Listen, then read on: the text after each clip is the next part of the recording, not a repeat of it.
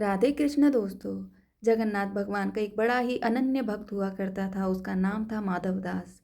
जब माधवदास की पत्नी का देहांत हो गया तो वह पूरे समय भगवान जगन्नाथ की सेवा ही करता, मानो उसका पूरा जीवन उसने भगवान जगन्नाथ को लिख दिया हो। सेवा के बाद जो भी मिलता वह खाता और वहीं भगवान जगन्नाथ के मंदिर के पास अपनी कुटिया में सो जाता। सालों बीते, पर माधवदास किसी भी दिन भगवान की सेवा से नहीं चूकता। दिन तो बहुत बड़ी बात है, वह किसी क्षण भी भगवान की सेवा से नहीं चूकता। जब माधवदास बूढ़ा हो चला तब वह बीमार रहने लगा। लोगों ने उससे कहा, अब आराम किया करो, तुम बूढ़े भी हो गए हो और बीमार भी रहते हो। परंतु माधवदास किसी की नहीं सुनता, बस अपनी प्रभु सेवा में लगा रहता। एक बार की बात है, माधवदास बहुत बीमार हो गया। लोगों ने उससे कहा, वैद्य के पास जाओ, दवाई खाओ। परंतु माधवदास सबसे कहता, जिसके सर पर हो जगन्नाथ का हाथ उसे किस बात की चिंता, भगवान है ना, वह सब देख लेंगे। यही कहता और निरंतर अपनी प्रभु सेवा में लगा रहता। एक दिन वह अपनी कुटिया में बीमारी की वजह से बेहोश हो भूमि पर गिर पड़ा। तब प्रभु जगन्नाथ प्रकट हुए। आम मनुष्य के भेष में उन्होंने माधवदास को उठाकर चारपाई पर लिटाया। फिर उसके पास रहकर ऐसे माधवदास की सेवा करने लगे मानो एक माँ अपने नवजात शिशु की करती है।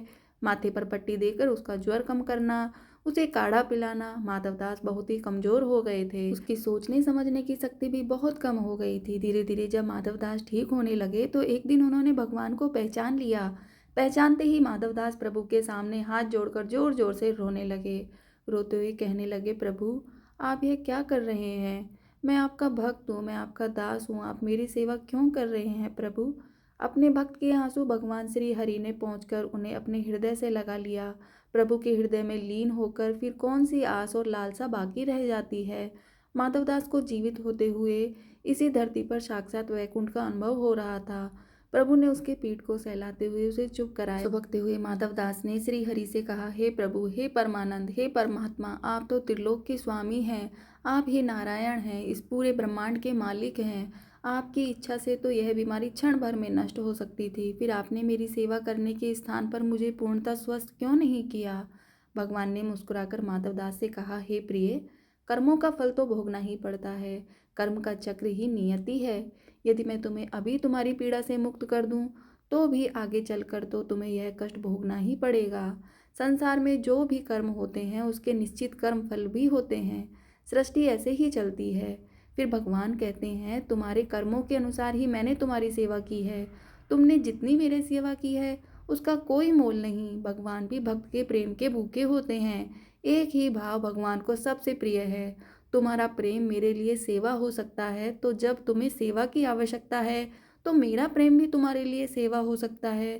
हे मेरे प्रिय माधवदास, तुम्हारे कर्मों का फल तो अवश्य ही मिलेगा, पर तुम्हारी भक्ति से मैं इतना प्रसन्न हूँ कि तुम्हारे बचे हुए कष्ट अब मैं अपने ऊपर लेता हूँ। अब मैं तुम्हारी यह पीड़ा यहीं अंत करता हूँ। तुम्हारे 15 दिन का ज्वर जो शेष है वह मैं अपने ऊपर लेता हूँ और तुम्हें स्वस्थ शरीर प्रदान करता हूँ। भगवान के ऐसा कहते ही माधवदास स्वस्थ हो गए। उधर मंदिर में ज्येष्ठ पूर्णिमा के अवसर पर भगवान को 108 घड़े जल से नहलाया जा रहा था। नहलाने के उपरांत भगवान का विग्रह जोर से तपने लगा और 15 दिन तक तपता रहा। तब से मान्यता है कि जो भी भक्त की पीड़ा प्रभु हरते हैं उन्हीं कारणों से 15 दिनों तक बीमार रहते हैं, और इसका कलंक 108 घड़े जल को लगता है।